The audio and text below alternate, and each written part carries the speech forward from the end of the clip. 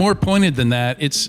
I'm going to focus here on some patterns that I've noticed, and I'm going to have a lot of recommendations. Yeah, this isn't going to be doom and gloom. It's also, we're going to talk about vendors a bit, and I work for a vendor, so it's not going to be a vendor bashing talk. There's pros and cons there, definitely. But yeah, let's get started. So as I mentioned, I do talk to high school students a lot. I do some mentoring. I try to do as much as I can. I'm one of the founders and organizers of B-Sides Knoxville, which is where I'm from. It's the only game in town as far as cybersecurity conferences there, so it's a good time. Everybody enjoys it. We get a good crowd. And work for a company called Tenchi Security, where I'm head of product there. I've done a little bit of everything in the industry. I've been a practitioner, spent about 10 years on the defender side. I've been a consultant, done pen testing. I was a PCI QSA. I was an industry analyst, so I wrote about the industry for a while. I learned the business side of the industry. I founded a company. It got acquired. And last couple of years, I've been spending a lot of time on the vendor side, but I also run a podcast called Enterprise Security Weekly. And I just realized I never actually plugged in my laptop. It'll go asleep again. Got the stuff out, but I didn't actually plug it in. And so between IONS, Faculty for IONS, where I get to answer a lot of enterprises' questions every week, and Security Weekly, where we talk about mergers and acquisitions and funding and stuff like that, I keep pretty in touch with the industry and what's going on. So here's the retrospection bit. I feel like we've done a lot of good stuff. Like security's come a long way in 20, 30 years. I feel comfortable saying 20, maybe 25. When we really identified as a separate industry. And we got a lot of what we asked for, but clearly something is still missing. So, no, I'm sorry. Those are, losses from cybercrime. So those are direct losses, not indirect losses. And that was from Rand. Like I said, really hard to find numbers. There's numbers like in the trillions out there that I don't really think are accurate. But suffice to say, we've got two trends here, two up and to the right trends. The criminals are doing better, the vendors are doing better. Why aren't we doing better? And that's what this talk is about.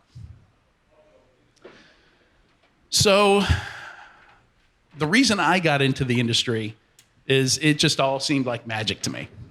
Like cybersecurity is just amazing. Like, when I started working with computers, I think my family got our first computer in 1986. We got a Tandy 1000, and just wrapping my brain around how all the different pieces work together. Like if you actually take apart a 3.5 floppy, it's just this cheap, flimsy looking plastic disc in there. And somehow it's, using magnetism to store data on it. Like I've got floppies in storage, that data's still good, it's still there.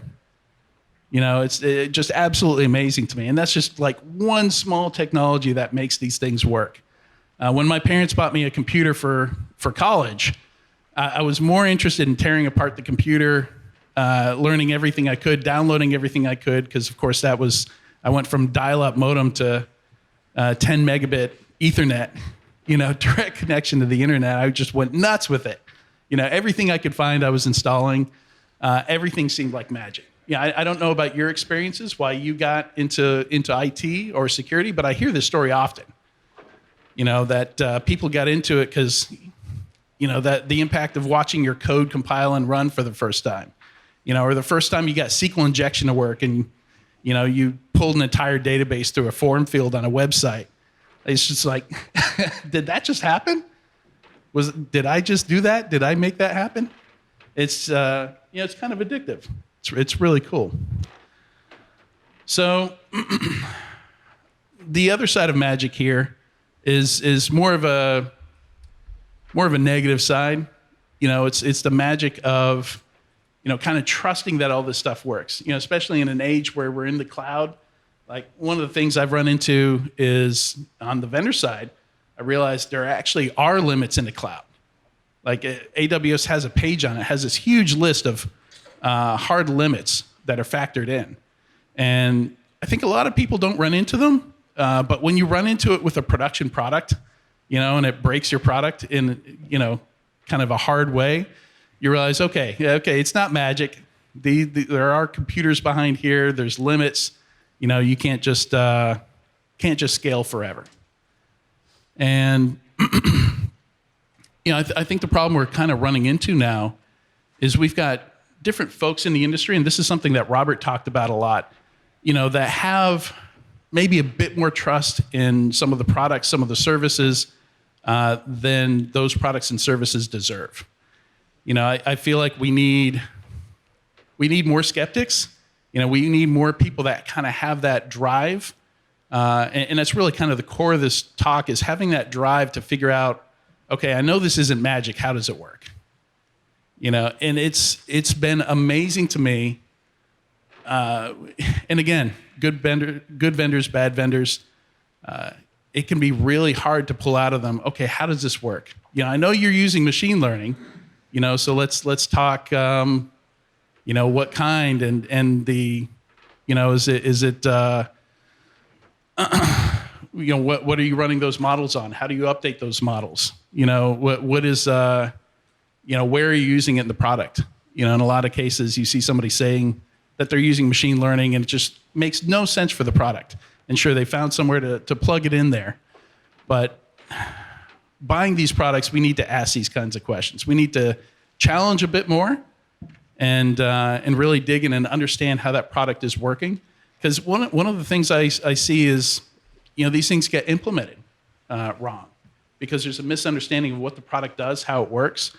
So many cases, somebody gets a product into place and start using it and then think, oh, okay, that's what this does. We actually don't need that. Now we have a 3-year contract. So how do you know your products work? It seems like a silly statement to make. But again, I see this over and over and over. When I go through breach postmortems, turns out the products they had in place weren't working. They weren't plugged into the right span port, so they didn't see the attack. They weren't configured right. I saw a case where an EDR product was deployed to 8,000 endpoints, but nobody pushed a policy to it, so it was just sitting there, with nothing to do. How do you know your products work? Seriously, what tests did you put together to make sure, sure, it worked in the POC, but now it's in production. Is it working? Did you make some kind of change to production where one day it's working, one day it's not? So maybe it's not enough to check it once when you get it there, but continuously over time. Again, that's something that happens. Network changes mess things up. Segmentation messes things up. How do you know your products work? So I'm going to go through a couple examples here. How many people in this room have done the Mentos fountain? It's already rainy out. If you live here, you might as well. Just make sure you use Diet Coke. But the thing I love about this is the first time you hear about it, the first time you see it, you think, nah, that's exaggerated. They rigged something to make that look way more dramatic than it actually was. But if you've got $5, any kid with $5 in their pocket can go down to the gas station, buy a 2-liter of Diet Coke, and a pack of Mentos, and they can test this. They can test this product, they can test this effect, and hopefully they do it outside, these kids that allegedly go out to the... There are lots of videos online of people sitting in a chair inside, oh, yeah. And they get a face full. And that chair's going outside to get hosed down. Extremely easy. So there are security products that fit into this category where there's really no excuse for not testing it to make sure it works. It really is that easy. You can write a couple lines of Python. There's even products in the industry that test other products. So the breach and attack simulation space exists largely for this purpose, to make sure that all your stuff is doing what it's supposed to be doing, and that it actually works. Then the other side of this is, how do you choose a motor oil? How do you test if this works or not? Is Royal Purple really that much better? Am I getting the right kind? Does it make a difference? How do you choose? Either you use what your uncle told you to, or what your mechanic said, which is probably the best out of these. Maybe some advertisement caught your attention. Maybe a friend of yours. We got dude with his Chevy Malibu here. Over here. He doesn't look terribly trustworthy. But it's not something you can easily test. Oil sits in your car for 3 months, for 8,000 miles, 5,000 miles, 10,000 miles. How frequently you change it, how big of an impact does that have? Most of us don't have the resources to test this. And there are security categories, security products that fit into both of these categories. Some are easy to test, some are not. But either way, we got to find some way to test them. Are we getting any value out of these things? I keep reading that the average organization has something like 70 security products. And I'd love to see the ratio of security employees to security products, because there's a lot of overhead to manage all those things. And maybe some of them do cool stuff, but it's really hard to be effective with all 70 of those products. Make sure that you're using all the features that can help you out. Make sure you have it configured correctly. Make sure it's in the right place. And what I find when I go into companies is you'll have somebody work for a place for 2 years and not realize they own a product. We've got licenses for that. I've been paying out of my personal account for, trying to think of a product you just whip out a credit card for and pay. But there are a lot of them now. There are a lot of consumer-based pricing, pay monthly for it, whip out a credit card, whether it's Burp Suite or Multigo or Gray Noise, something like that. Sure. Easy to get up and working. So you gotta be able to test that stuff. All right, so the rest of the talk, I'm going to break up into a couple of sections here. The evolution of InfoSec is going to be disappointingly short, and from my point of view. But yeah, I need to build this foundation and work up to the recommendations here. And there's going to be a lot of dogs. Any dog lovers in here? Dog haters? You notice if you ask for people are very open about hating cats, but when it comes to dog, you don't want to tell an open room. Well, especially not after everybody put up their hand that their dog loves. But people are very quick to say they hate cats. I don't know why that is. Maybe because cats are assholes. You hate cats? Cats are assholes. It's fair.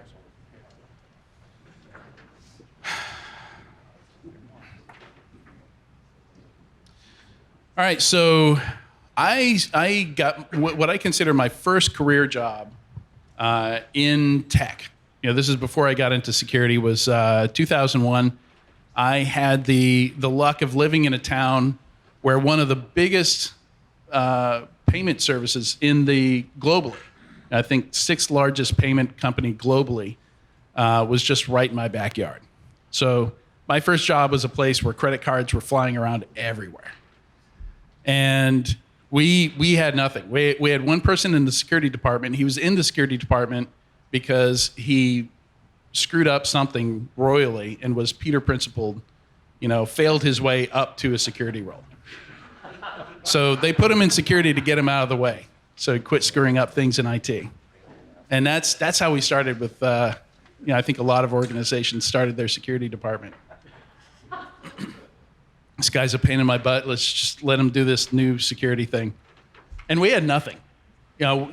Literally that's it. We had firewall, we had antivirus, we had WebSense, because all the computers were, inside this crunchy exterior, so everybody was forced through Microsoft ISA proxy and WebSense, where we blocked categories.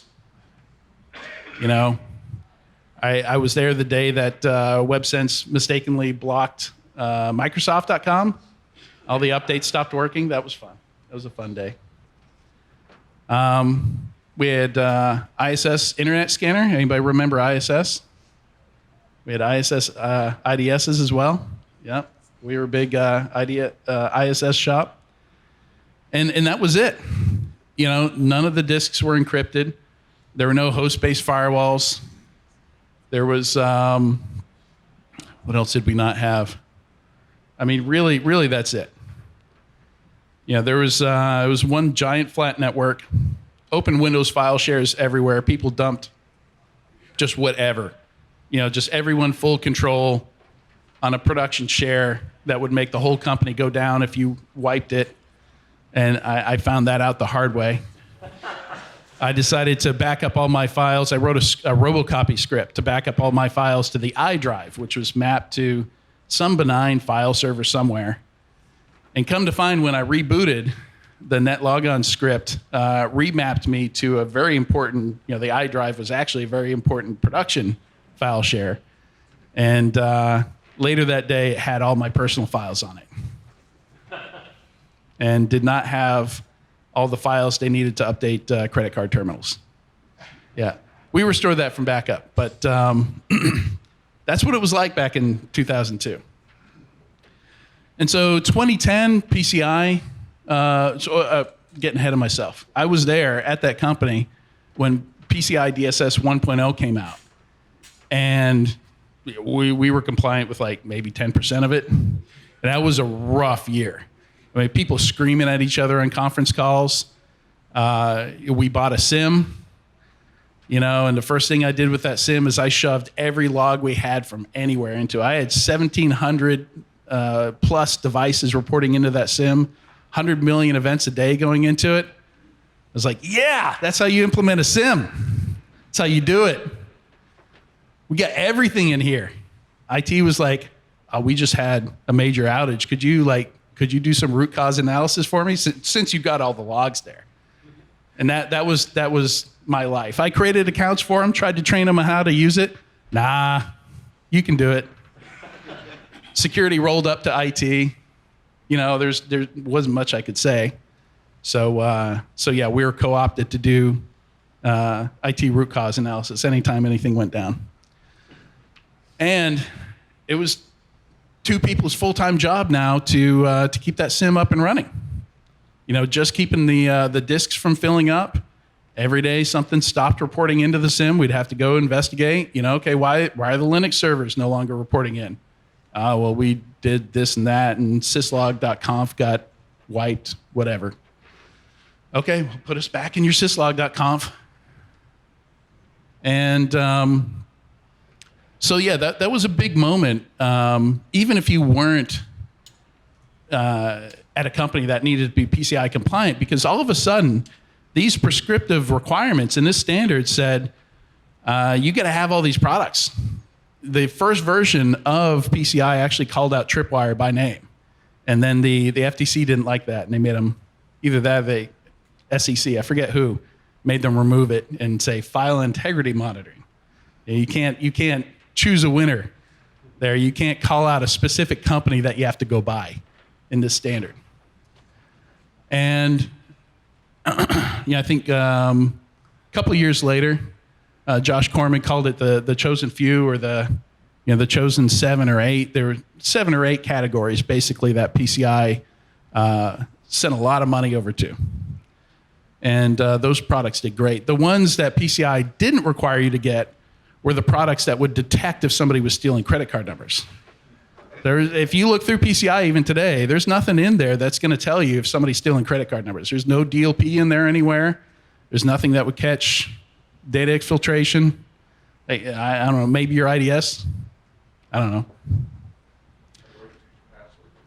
What's that? Yeah, you got to rotate your password. I think they might even be changing that since the NIST guidance on that has started to change. But yeah, they only update it every 3 years or so. I think the last major update took 5 years. So, but yeah, for good or bad, there's people on both sides of the PCI thing. It's better than doing nothing, and that's one of the themes of these talks here. That's why you've got 70 security products. Cover all your bases. Say, if something bad happens, you can say, well, we had a product there. You've kind of got something to point to and say, well, it's not my fault. Like we did some, it's like vendor management, right? We sent them a questionnaire. They said it was all cool. Covers my back. I'm good.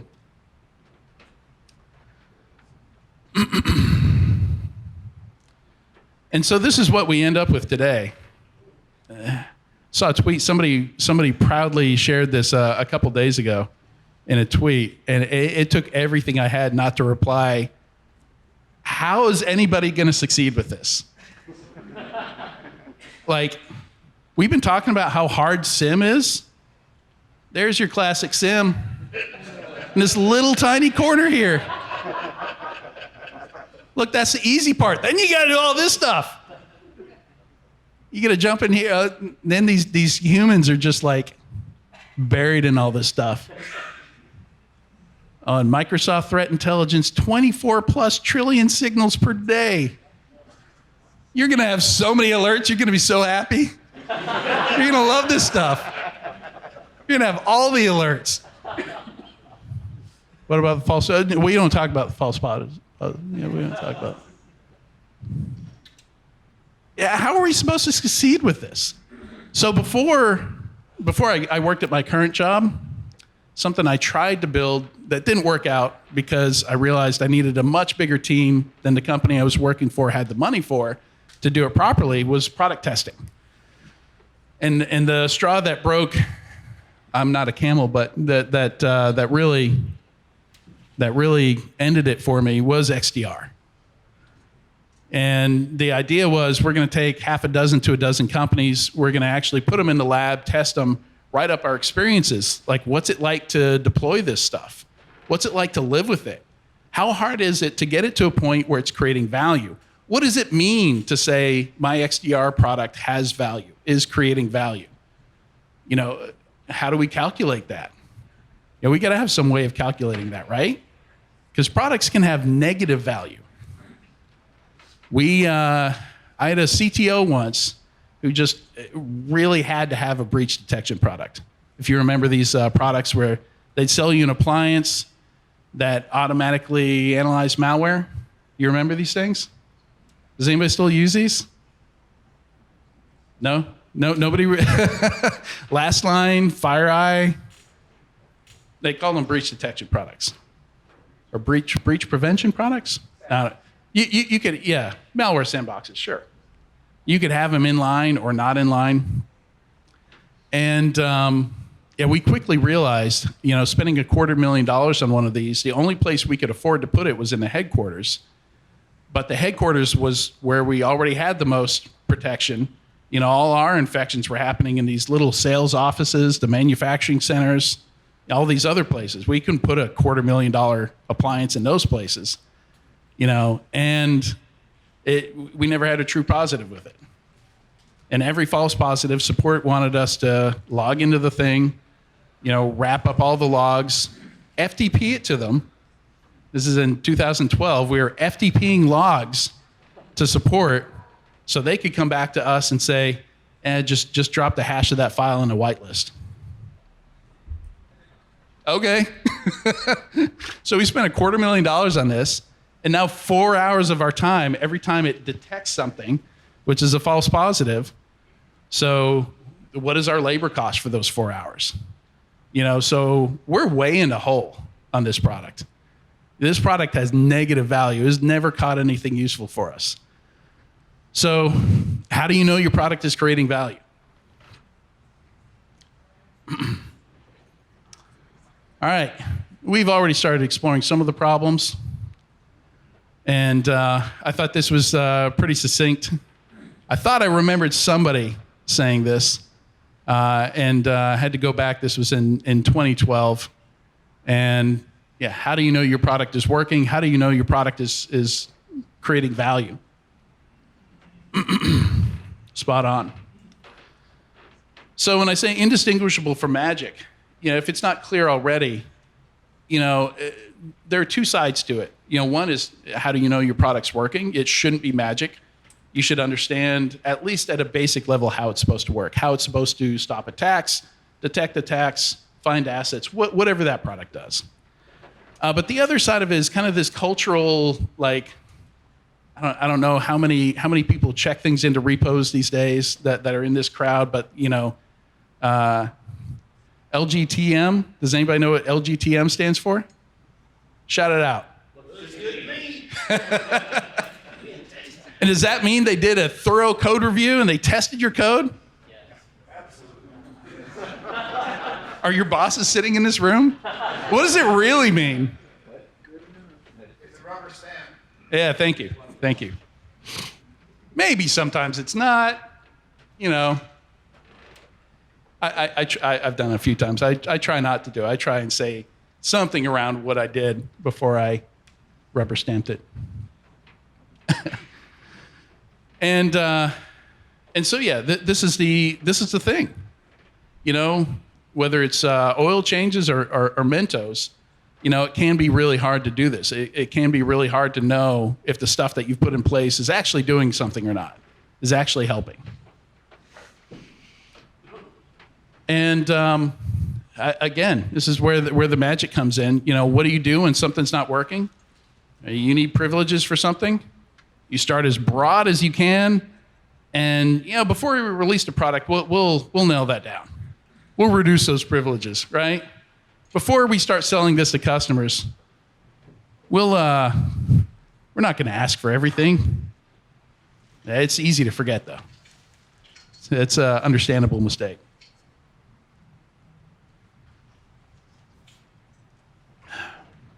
So yeah, that's definitely a real thing. And security vendors included in here. Some of these products that really only need metadata. Yeah, that access you gave them, they can see all the data. They can grab all your stuff. So, and to the industry's credit, I do know some CISOs that push back hard on that kind of stuff. And they say, you know what, I'm not giving you an API key at all. I've already created a role for you. This is what you're going to make do with. And if it breaks your product, then fix your product. So I have seen pushback on that. And to put it another way, I think a lot of what we see in development reminds me of what they call wish cycling. Anybody familiar with this term? See, it looks plastic. 2, 3, 4, I don't know. Looks plastic. I'll just shove it in there. And it's when you hope that your actions are going to give you full credit for what you're trying to do. Yeah, it doesn't. So this is often how I see security products deployed. It's like, yeah, it's in there. It's in there. We turned it on. We're getting alerts. There's one company I worked with back with my startup, which one of the things we did is we checked to see if people's products were working. That's why I'm so passionate about this topic. And they were scanning 14 websites, and they were getting results back. So they thought everything was fine. I went in there and checked, and 13 of the 14 websites were missing the M on .com. I don't know how that's possible. I don't think there's any way to copy and paste and leave one character off the end of 13 new lines, or, before the new line. But yeah, 13 of the 14 were not getting scanned. But because one of them they were getting results back, they thought all 14 websites were getting scanned with this DAST scanner. So yeah, I mean, that's the kind of stupid stuff that happens when people deploy products and they're not checking to make sure that all this stuff is working. It had been like that for 8 months. And so, maybe we could make up some terms here. We could have wish securing. Wish coding is when you just throw it over to QA. You don't even run it. You don't even test it. You just throw it over there. You're wish coding. It's like, I hope this works. And I see that all the time in my company even. Yeah, it happens. So let people get away with garbage, and it all ends up in the garbage. So kind of a cultural thing, leadership thing. You let people get away with this for a little bit, and it's pervasive. It gets worse. So I mentioned I founded a company, and one of the things we did, so the idea was, I felt like a lot of the services out there, like we're going to do risk assessments and pen tests. I'm not sure how much value companies were getting out of those. So we thought, if we were just going to start from scratch and build a bunch of services, what would we do? And one of the things we found is most people don't get a whole lot out of a pen test. Most companies that do badly on a pen test, which we were serving the mid-market, so it was all of them, they already know they've got issues. So there's one or two reasons they want the pen test. It's really just one issue. It's like, I got to convince my boss that we've got some serious problems here. So, hit me. I need you to come in, punch me in the face. I need him to see the black eye. And so we found, most people, again, they just needed help prioritizing what they needed to do. And, tell me my DAST is misconfigured, look through this stuff with me. So that's one of the services we do, is we just screen share and we go through the configuration of all their products. And it was all misconfigured, or at least vast room for improvement. And then, so that's 1 and 2. And then we also did a service that we designed. We could do the whole thing in 30 minutes or an hour sitting in a conference room with someone, but we just emulated a lot of the stuff an attacker would do. Most of it was automated. We'd download malware, we'd emulate C2, what your basic, like Scythe or some breach and attack simulation product would do. We just simulated a lot of bad stuff you'd see. And this is before ransomware and extortion crews got really popular. And we give them a report, and we give them a score and say, well, this is how good you are at detecting stuff. Because we were serving the mid-market, 100% of our customers had MSSPs. And we'd go from sneaky down to just like we'd hit the WannaCry kill switch. Like you shouldn't be missing this stuff. We'd grab iCar. We go as basic as you can get. And they're sitting in there in this conference room waiting for their phone to blow up. 100% of the time, none of those MSSPs called. So that was a revelation. I don't know. Maybe their devices were plugged into the wrong span port. That is a story I've heard more than once. The MSSP sends their appliance, you plug it in. Somebody didn't configure the traffic right. It's not actually seeing anything. So here, this is more what Robert Hansen, what Arsnake talked about yesterday, where the glue missing here is kind of more of a security vision and leadership. So we saw this a lot, and that's kind of the role that we played. When we were, we would sell a subscription service where they could use us for whatever. They could use us for incident response, but most of the time we were just building a roadmap for them and checking and making sure their DAS scanner was configured correctly or their firewall was configured correctly. That was catching this kind of stuff. And we build this feedback loop. Okay, we're testing, we're still not seeing alerts. And it's more than just the product seeing it, what I call functional testing. There's a practical aspect to it too, where after SolarGate, after SolarWinds, companies came out of the woodworks and say, we saw that, we detected that. But does it matter if nobody in your organization saw it? Like, sure, their product is pumping out alerts, but what percentage of those are getting seen? So a person has to see it and have some way to respond to it in a timely enough fashion to make a difference, right? So detecting attack is all well and good, but a person seeing it and then having some kind of playbook that they can run, hopefully somewhat automated, so they can quickly boot somebody out of their environment. It's a lot, and it takes a lot of going through this feedback loop and practicing. I often talk about it like it's a sport.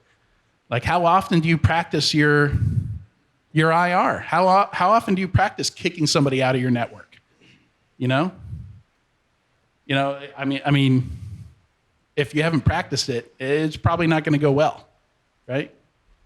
So forgive me, but you said that the ultimate would be that somebody has a way to react to it. I'd offer the argument that they're still not psychologically safe until they have a way to prevent it. Otherwise, it's just going to keep happening again. I can react today, it'll happen tomorrow. I prevent it, I have time and space to react to the next thing to prevent it. I believe you're referring to the most skipped step of IR, which is? Retrospective and the measurement of progress. Lessons learned. Lessons learned, yes. If you can prevent that thing that happened from happening again, you should be doing that. Absolutely. I agree. But one last thing there. I see this a whole lot, even still, where what's the security department? This is the WAF lady. This is the firewall guy. This is the EDR guy. This is the SIM person.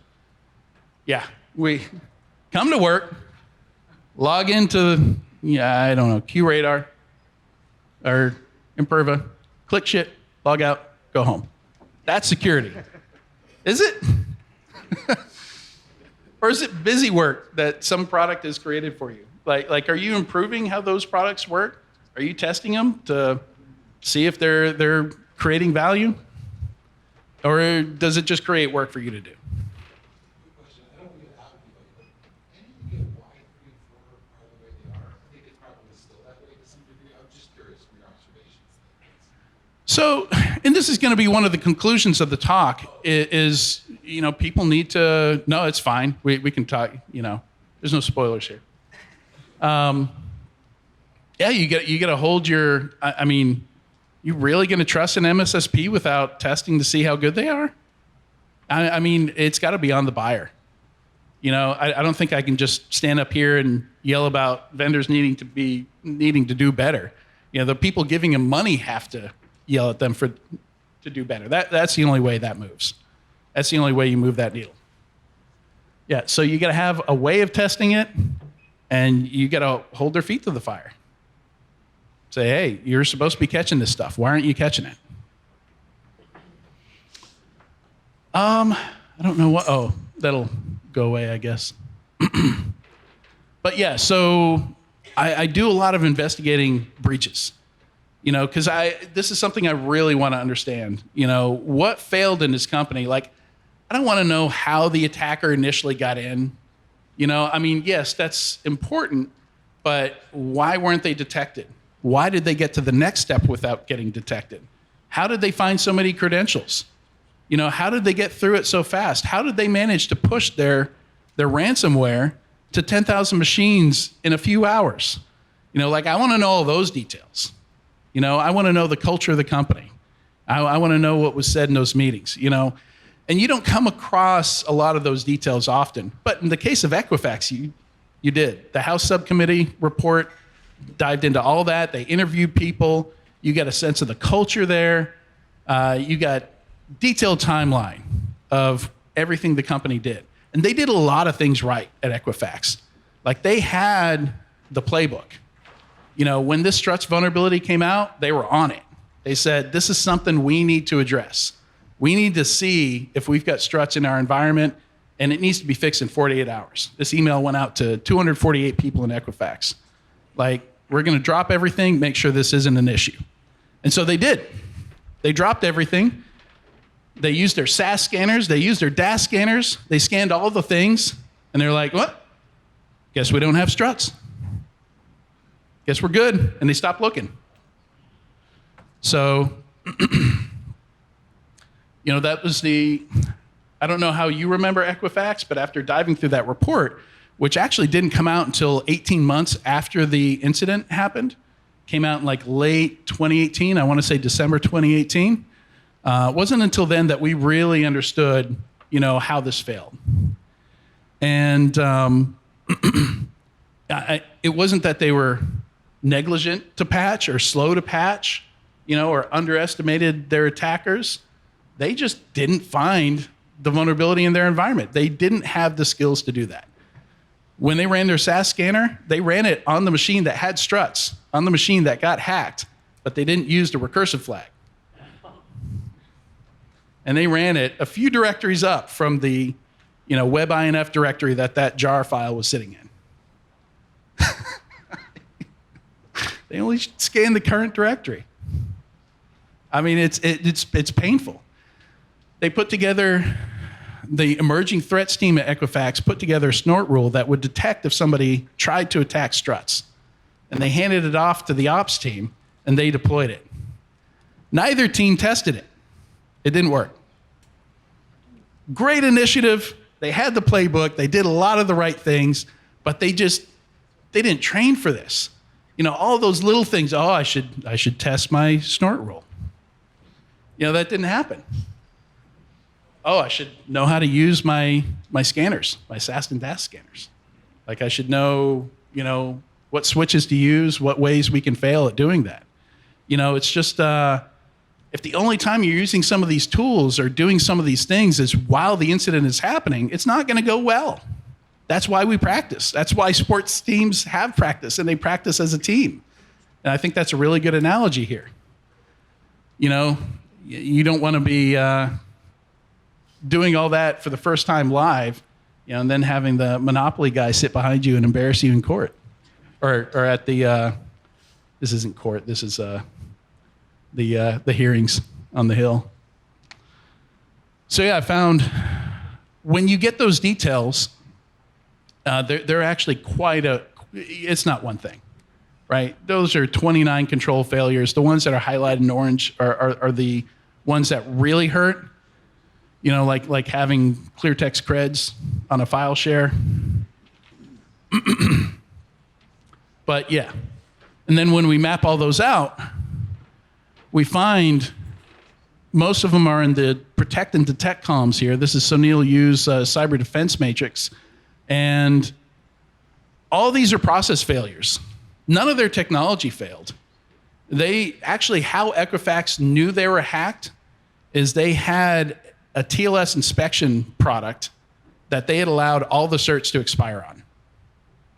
And when they finally got around to updating those certs, within 30 minutes, they knew there was a problem.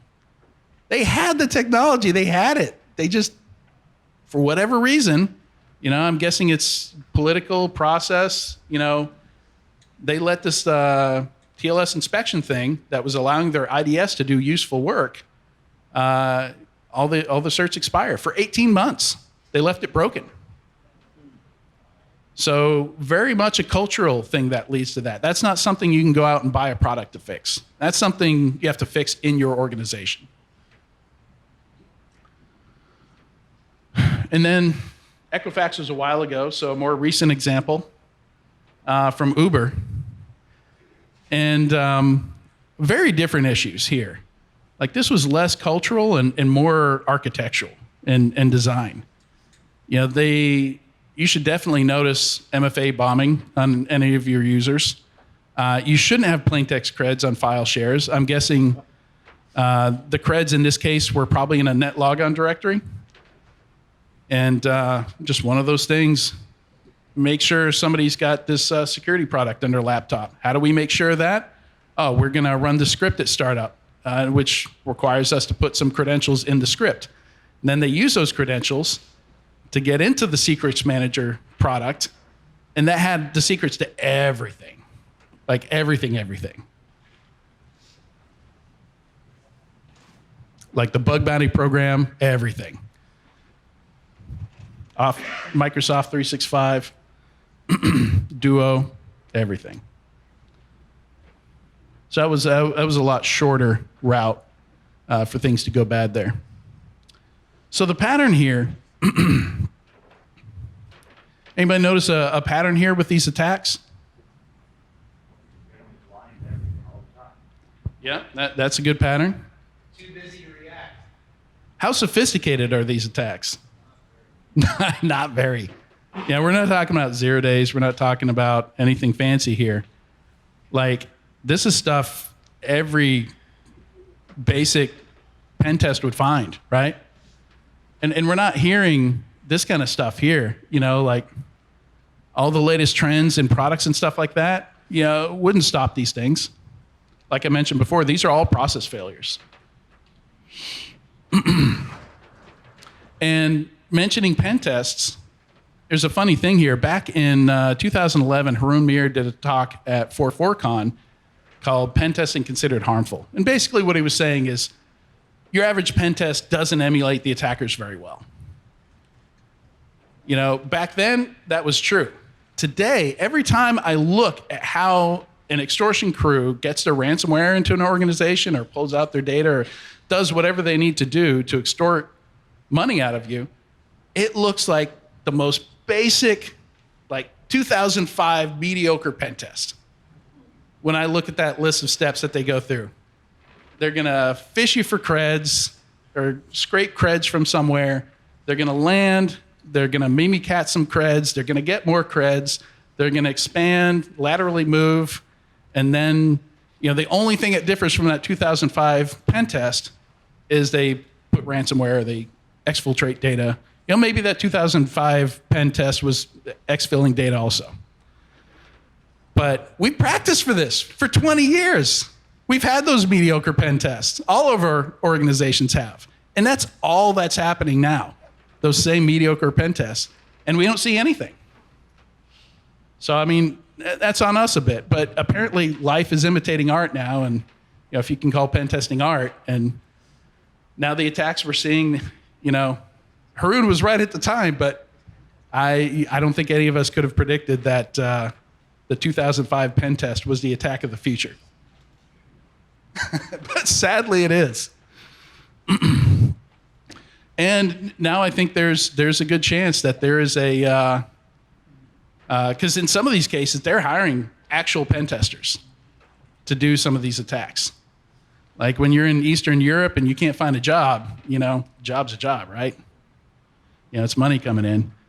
And in some cases, I've heard of people being hired for pen tests that are actually extortion attacks. So we find ourselves in the awkward position that there's some overlap between CEH certification holders and cyber criminals. So we've got certified ethical hackers doing ransomware. Kind of bizarre to find us in that position, but if I can get this turn off here. All right.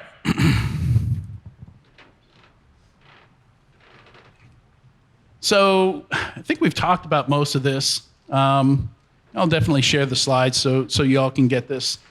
I want to leave some time for questions here, but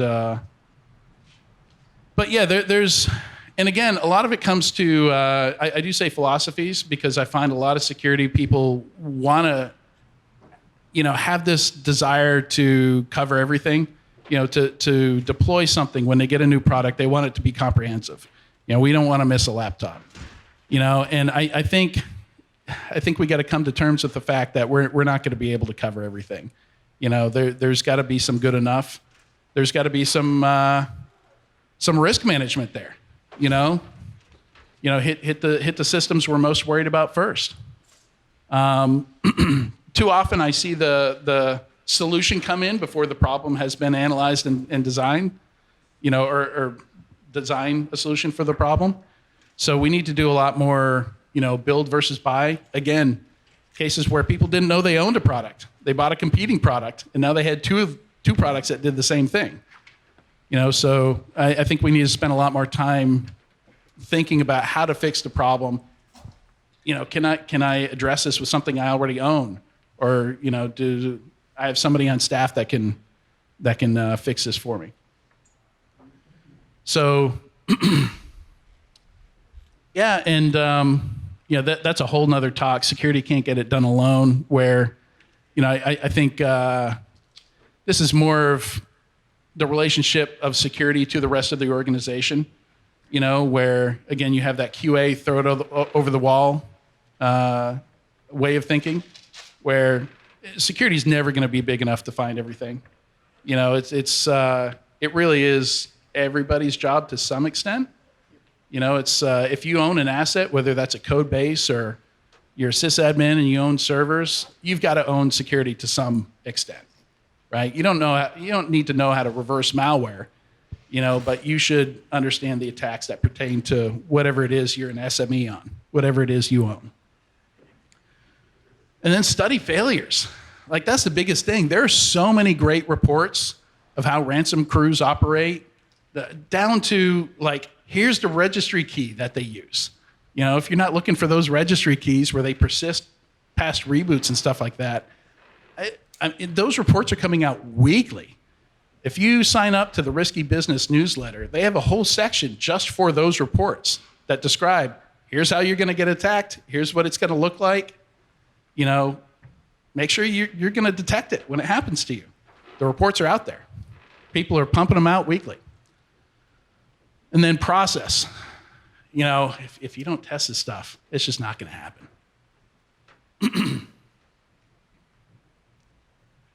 And then the rest here, you know, kind of, again, more procedural, more people. You know, so again, this comes back to testing, feedback loops. You know if your stuff works. Sleep well at night because you have tested that stuff. You do have confidence in your people, your processes, your products. You know you've set it up correctly. You know you're using 95% of what a product can do before you're even looking at purchasing another product. You know you've got it implemented well because you've tested it. You know what it can do. You know what it can't do. And then I found, you know, InfoSec really isn't that special. There are a lot of industries outside InfoSec. Like I've spent a lot of time reading about everything from how maritime incidents happen, user failure, almost 100% of the time. It's like if you just followed the rules and stuck to your side of the shipping lane, this wouldn't have happened. You wouldn't have blown up the city. And QA, actually, IT and QA is, has had a lot of the same issues that we've had, and they're a bit ahead of us. Great stuff there. Elizabeth Hendrickson has some great papers. There's a great paper from 2001 called Better Testing, Worse Quality. Highly recommend checking it out. And operational excellence is just, again, how you get that confidence, how you know you're good to go. That confidence comes from testing yourself, practicing and testing. And I didn't put Elizabeth Hendrickson's paper up here. I probably should have. If you missed Robert Hansen's talk, when they get it up, check it out. It's I think, a good companion to my talk here today. Aaron Reinhardt, Kelly Shortridge's Security Chaos Engineering book is a good one. Rugged DevOps Handbook came out in 2015, but really good on the philosophy of what I'm talking about, just as relevant today as it was back then. And again, I don't know how we get this in our people. I don't know if we can create this or if we just have to hire people that naturally have that skepticism, want to understand how things work. But again, very old quotes, very relevant today.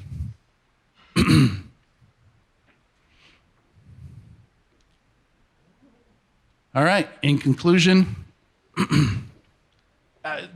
we will go to $1 trillion in the security market. There's some really good products out there. It's not going to help. It's not going to stop the attacks. It's not going to stop people from getting in. That's the rest of us that have to do that. I say us. I'm a vendor, but I'm advising people who are moving in this direction. Don't buy a product and then design the solution. Design the solution and maybe buy a product if that's what you need. And feedback loops. Feedback loops in your feedback loops. And then, I'm mostly repeating myself here. Feedback loops. Did I mention feedback loops? All right. Sorry, went a bit long, but that's me. That's it. I'm very active on Twitter. You know, if you have any questions, my DMs are open. I'm Zawaba. That is a bit small. It's Sawaba. But that's me.